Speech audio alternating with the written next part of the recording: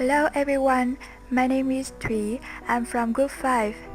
As future translators, we all know that equivalence is obviously a central concept in translation theory, so much has been written on it. However, at the same time, equivalence is a central controversial issue in translation studies. That's why we are here to deliver for you guys different aspects of equivalence in translation. And we hope that after this presentation, you can have a comprehensive view of what equivalence in translation means and what types it can be divided into.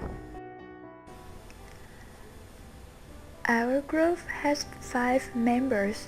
I will start with the definition of equivalence in translation and introduce to you guys the 2 first types of equivalence based on meaning according to the division of Kohler in 1979, which are denotative and text normative.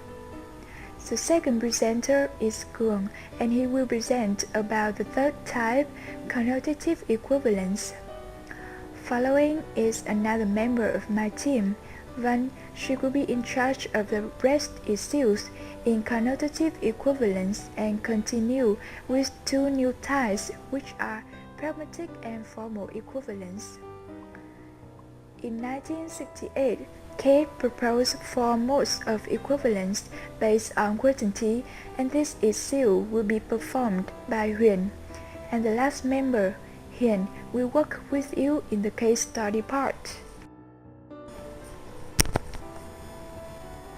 As above mentioned, now I will begin with the definition and nature of equivalence. Equivalence is understood as the relationship between the source text and the target text that allows the target text to be considered as a translation of the source text. And basically, equivalence is considered as a relationship between 2 texts in 2 languages rather than the languages themselves. Well, there are 2 ways to divide equivalence into different types. The first one was established by Kohler in 1979. Based on meaning, Kohler thought equivalence can be split into 5 types: denotative, connotative, text normative, pragmatic, and formal equivalence. Meanwhile, in 1968, Case suggested 4 types of quantitative equivalence: one-to-one, one-to-several or several-to-one, one-to-parts, and one-to-none. And we are going to details of each ways and take examples for you to easily understand. In terms of meaning-based equivalence, the very first type, also the most basic one, is denotative equivalence, in which the source language and target language words refer to the same things in the real world. For example, in the picture class on this slide, we have some things. A table, cái bàn in Vietnamese, as you can see, refer to the same object. Similarly, a chair can be translated cái ghế, or a board means cái bảng. Well, moving to the second type of equivalence, also based on the meaning, here we have text normative equivalence, in which the source language and target language words are used in the same or similar context in their respective languages. Text normative equivalence also refers to the text types, specific features or text and language norm of given text types. Examples of text normative equivalence are usually seen in legal contracts, instructions for use, business letters, scientific texts, and the like, or follow lexical and syntactic norms of both selection and usage. Let's take a look on the screen. Here are 2 examples. We usually begin the business letter with "Dear Sir" or "Madam." This phrase should be translated as "Kính gửi" or "Kính thưa quý ông quý bà" in Vietnamese instead of translating word by word. Or we close by "Yours sincerely," which means "Kính thưa."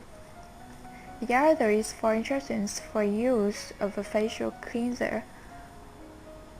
After cleansing, apply a small amount to clean fingertips. Gently massage into damp facial areas in upward circular motions, avoiding the immediate eye area. Rinse thoroughly or remove excess with a damp washcloth. Sau khi làm quét mặt bằng nước thường, thoa một lượng nhỏ sản phẩm vào tay và tạo bọt. Massage nhẹ nhàng vào các vùng vừa được làm ẩm theo chiều từ dưới lên và theo hình vòng tròn, tránh những vùng gần mắt. Rửa sạch bằng nước thường hoặc loại bỏ sản phẩm còn thừa trên mặt bằng khăn ấm. So now we move on to the next part, connotative equivalence.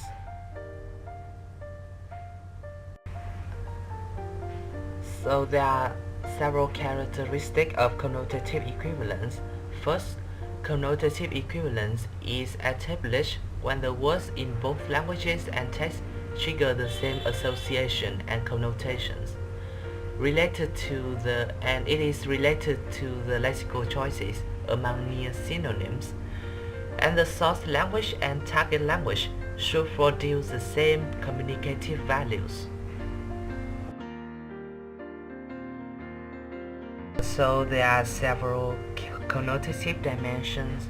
The first one is connotations of speech level, which has some connotative values such as elevated, poetic, normal, colloquial, slang, and verbal. So now first we have a look at elevated language. Elevated language is something that is related to correspondence. So in English, if we say dear sir or madam, its equivalence in Vietnamese is kính gửi quý ông, quý bà. And when we want to translate yours faithfully in elevated language, we have to put it like kính thưa in Vietnamese.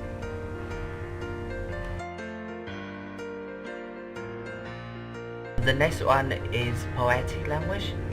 Here we have an extract from the poem with the title The Road Not Taken, written by Robert Frost. We can see that in English version the author write it in a very poetic way, like it had the rhythm. So in seeking for equivalence in Vietnamese, the translator also gets the gist of the English version of the author, but also try to imagine and then make some kind of imagination and make a rhythm for the translation.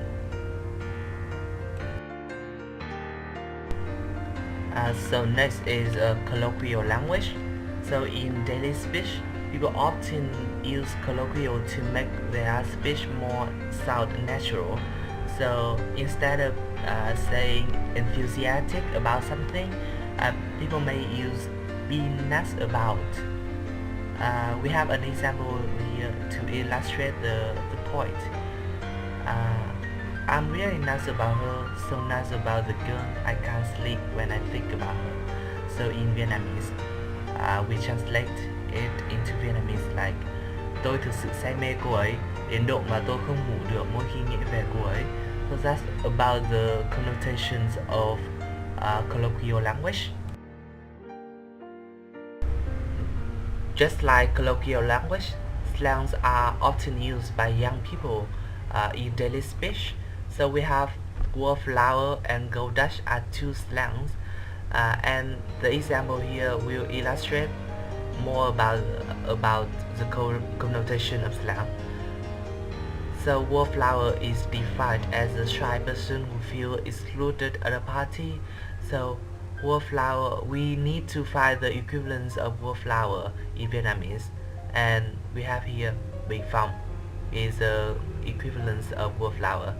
And in informal setting, when two friends have a dinner and they want to share the bill, so they may say let's go Dutch, and since go Dutch is a slang which means split the bill, so we have equivalence of let's go Dutch is good in. So next is about Virgo language. I have an extract from the Catcher in the Rye in English version and the translation made by Phùng Khánh. Uh, in English version we have the word craft and it's a Virgo word. So Phùng Khánh really made it in translating and in finding the equivalence of that Virgo word. Secondly, it is connotation of socially determined usage, including student language, military usage, working class language, and educated language. It means that with one word we can have different meanings in different settings. Like we have leader here. In student language, they can call it trưởng nhóm. In military usage, we can find equivalence as thủ lĩnh in Vietnamese. In musical usage is nhạc trưởng. Political usage is vị lãnh tụ. Electricity is vật dẫn or dây dẫn. And in law, we have the equivalence is luật sư chính. And here we have an example of military usage.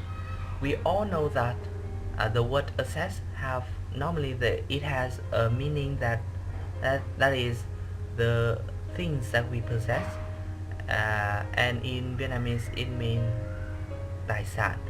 But in military setting, it also has another meaning, which is weapons. And just like in the example here, US promises to deploy strategic military assets near Korean Peninsula. So the equivalence of military assets in Vietnamese is vũ khí quân sự. And the translation is Mỹ cam kết sẽ triển khai vũ khí quân sự chiến lược gần bán đảo Triều Tiên. And this is an example of aristocratic language. In English, we have Your Majesty, and in Vietnamese, the equivalence in Vietnamese is Muôn tâu bệ hạ. Thirdly, it's about connotation of geographical relation and origin. So first we have a look at Australian English. To say something very good, Australian people often use heaps good. Like in the example, how was your vacation? It was heaps good. And the equivalence when translated into Vietnamese, it is kỳ nghỉ của mày thế nào? Rất tuyệt. And there's also an example is an idiom, as fast as kangaroo. We all know that Australia is very famous for kangaroo, and this kind of animals run so fast, so that the Australian people, they often compare those who run fast as kangaroo. But in Vietnamese, we don't have kangaroo, and to say that something runs so quickly, people often use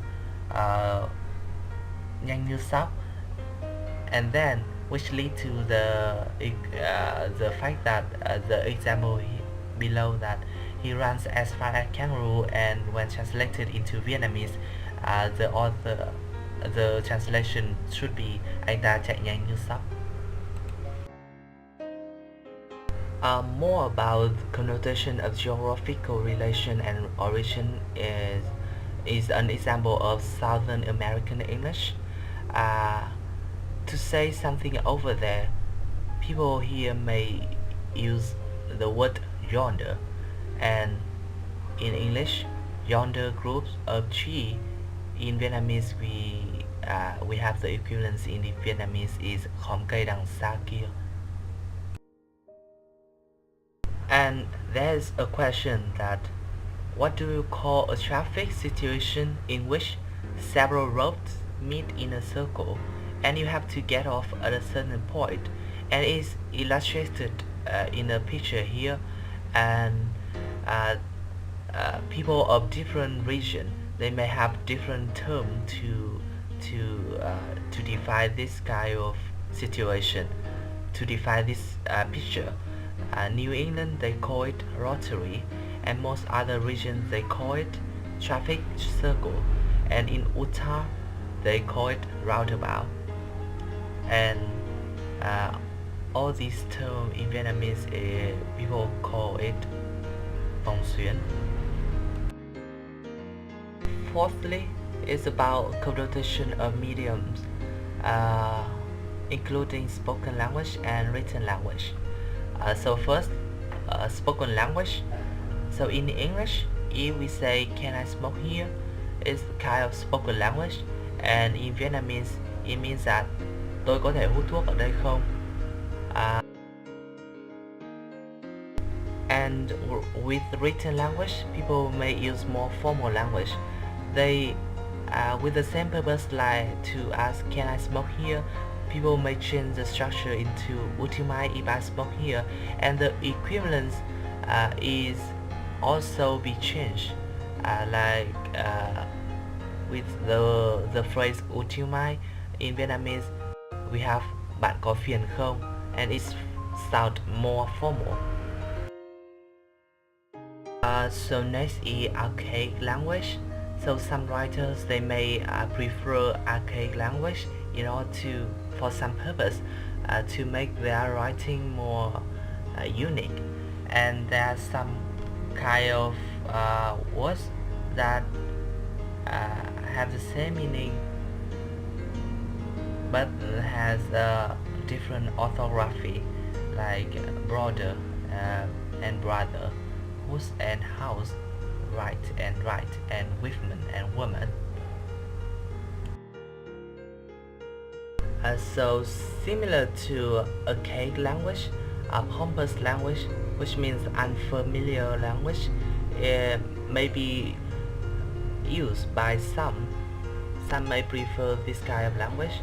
So we have an example, the word elucidate, which simply means explain or clarify. And an example here, an explanation that elucidated his reasoned strange behavior. And the equivalence in Vietnamese is một lời giải thích lý giải cho những hành vi kỳ lạ gần đây của anh ta. Next one is about euphemistic. It's kind of way, it's a way that people use to soften their language, so not to offend someone. So we have two examples. A little thin on top, which means đầu thưa tóc, and the synonym of it is bald, which means hỏi. And the second example is the poor, when equivalence in Vietnamese is người nghèo, but there's the synonym is underprivileged, which has the equivalence in Vietnamese is người có hoàn cảnh khó khăn. So you can look at two examples for more detail. And the last one is about the plain and descriptive language. So we have one example here, the sentence "I saw a leaf falling." With plain language, we can translate it into a saying like "Tôi nhìn chiếc lá đang rơi." But in descriptive purpose, for descriptive purpose, we can make it like "Tôi dõi theo chiếc lá đang lìa cành." Following is connotations of frequency, the frequency of the words that appear in the daily life, like and is classified into two types: is common and uncommon words. So with common words like tears and die, there are also some uncommon synonym, which is with tears we have eye water, and with die we have flat line. So let's look at two examples. The eye water is rolling on her cheek, and in Vietnamese we have equivalence, dòng nước mắt lăn trên má cô ta. And the second example, they injected themselves with a deadly drug and flashlight. And in Vietnamese, Họ tiêm cho mình những thứ thuốc chết người và chết gục. The next connotative dimension is connotations of register concerning the differences between normal context and technical or medical context in translation. For example, thiết bị đo huyết áp in Vietnamese can be translated into blood pressure monitor in English as normal usage, or strict manometer in technical usage. Or chứng thân nhiệt thấp can be translated as low body temperature in normal context or hypothermia in medical context. Next up are connotations of emotion. Connotations of emotion belongs to either neutral or emotive sides. Example of neutral connotation is the man died last night, which could be translated into người đàn ông đã chết vào đêm qua, or emotive connotation as in my grandfather passed away last night, ông tôi mất vào tối hôm qua. The final dimension of connotative equivalence is connotations of evaluation, which falls to positively evaluative, pejorative, or ironic categories. For positively evaluative connotation, the example is he has always been hardworking and frugal. Anh ấy luôn làm việc chăm chỉ và chi tiêu tiết kiệm. In contrast, for pejorative, we have he's such a stingy guy, never lending his money to anyone. Anh ta quả thực là một kẻ keo kiệt, chẳng bao giờ cho ai vay nổi một đồng nào.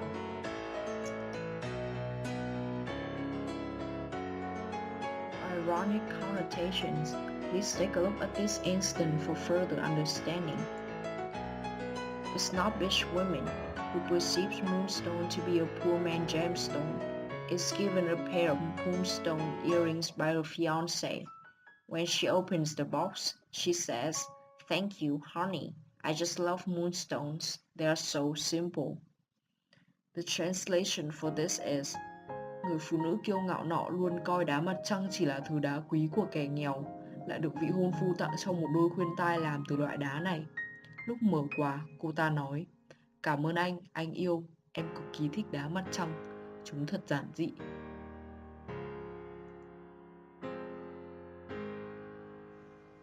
So that's the end for meaning-based equivalence. Next, we'll be dealing with pragmatic equivalence and formal equivalence. Pragmatic equivalence, more commonly addressed as communicative equivalence. This is the type of equivalence that is reader-oriented. It targets at a particular readership and aims to make the source text comprehensible to this specific range of readers. The translator is obliged to find out the communicative conditions appropriate for targeted readers and tailor the target text accordingly. Here is an example to specify this dimension of equivalence. The situation is, a scientist is introducing a new generation of red apple seeds at different settings and to different groups of audience. Hello everyone, my name is Corey Taylor. I'm here today to present to you. Well, if he was at a meeting and to a group of other scientists, this translation should be, thưa quý vị, tên tôi là Corey Taylor, hôm nay tôi ở đây để thuyết trình về. However, the translation will turn into, chào bà con, cháu là Corey Taylor, hôm nay cháu đến đây để giới thiệu với bà con về. If he was at the farm and talking to a group of farmers. The following equivalence is formal equivalence, also known as artistic, aesthetic equivalence, or expressive equivalence. It is usually seen in literature, poetry, and lyrics relating to aesthetic feature of the source text, including wordplay, metaphor, rhyme and rhythm, or individual style. With formal equivalence, lexis, syntax, style, and structure effect of the target language are manipulated so that the target text carry a similar aesthetic effect as the source text. To enliven your understanding of this equivalence dimension, we are taking an excerpt from the novel The Winterberg Chronicle. Here's its English version. But even so, every now and then I would feel a violent stab of loneliness. The very water I drink, the very air I breathe would feel like long, sharp needles. The pages of a book in my hands would take on the threatening metallic gleam of razor blades. I could hear the roots of loneliness creeping through me when the words were hushed at 4 o'clock in the morning. And its equivalence in Vietnamese is: nhưng dẫu vậy đi nữa, thỉnh thoảng tôi vẫn thấy cô đơn đến nhói lòng. Ngay cả nước tôi uống, không khí tôi thở, dường như cũng tua tủa những chiếc kim dài, bén ngót. Những trang sách trên tay tôi lấp lánh ánh kim loại để đe dọa như những lưỡi dao lam. Lúc 4 giờ sáng, chung quanh lặng thở đến độ tôi như nghe thấy tiếng nỗi cô đơn đâm rễ vào thân tôi mỗi lúc một sâu. Now we move to quantitative equivalence. Otto Kate, a German philologist and linguist, 1968, proposed that equivalence at the level of the word or phrase comes in 4 types: one-to-one, one-to-several, or several-to-one, one-to-parts, and one-to-none. First, one-to-one equivalence. A single target language expression is equivalent to a single source language expression. One-to-one may be considered as total equivalence, because here, one source language item corresponds to only one target language item. People can't misunderstand the meaning of the word. Basically, it's the clearest translation equivalence. For example, if dog on the right side and cat on the left side, so the word must be like this. Very clearly. We can easily find more examples, not only about things like dog, cat, table, house, chair, but the one-to-one equivalence also applies in technical terms, such as dioxide, khử, in chemistry, data, dữ liệu, in technology, decimal, thập phân, in mathematics, chromosomes, nhiễm sắc thể, in biology, refraction, sự khúc xạ, in physics. Secondly, one-to-several or several-to-one. More than one target language expressions are equivalent to a single source language expression. The word in source language could have many different ways to describe in target language, and the translator will easily know which words should be used in specific situations. He will have to choose between the alternatives, so the result will be choice-based equivalence. For example, in Vietnamese we have tre, nứa, bầu, trúc, luồng, but in English they are all translated into bamboo. Let's take the famous poem Cây thôn vĩ dạ by Hàn Mặc Tử. Sao anh không về chơi thôn vĩ, nhìn nắng hàng cau nắng mới lên, vườn ai mướt quá xanh như ngọc, lá trúc che ngang mặt chữ điền. Why aren't you back to the hamlet to watch the sun rising over the oak cricket trees, whose garden is so lush in red light green, and bamboo leaves cover whose flowing square face? It's Vietnamese and English translation. So let's take an English Vietnamese translations also. We have the word nói in Vietnamese, and as you know, we can translate it into different ways like to say, to tell, to talk, to mean, to get at. Look at the specific situations here to see what translator choose to translate in specific situations. Nói hết sự thật ra, to tell the whole truth. Có cần tôi nói thêm nữa không? Need I say more? Nói một đằng là một nẻo. Speak one way and act another. Cô nói ai vậy hả? Tôi nói anh đấy. Who are you getting at now? I'm getting at you. Cậu nói tôi ư? Do you mean me? Thirdly, one to parts equivalence. A target language expression covers parts of a concept designated by a single source language expression. Only partial equivalents are available, resulting in approximate equivalence. There is no full correspondence in source language. This kind of equivalence is somehow opposite to one-to-one equivalence. For instance, you often see the word parents in plural form, which means dad and mom, both dad and mom, and bố và mẹ in Vietnamese, right? But if the word is used in single form, then it means dad only or mom only, chỉ là bố hoặc chỉ là mẹ. The same situation happens with brother, sister, uncle, aunt, cousin, as they have no full equivalent in Vietnamese. The correspondence terms have to specify whether it's an older or younger brother, older or younger sister, younger or older brother of parents, even female or male one. Another example is the word nice in English can be translated into đẹp, xinh, hấp dẫn regarding appearance, tốt bụng, ngoan, tử tế regarding personality, dễ chịu regarding feeling, hợp lý, ổn regarding price, for example.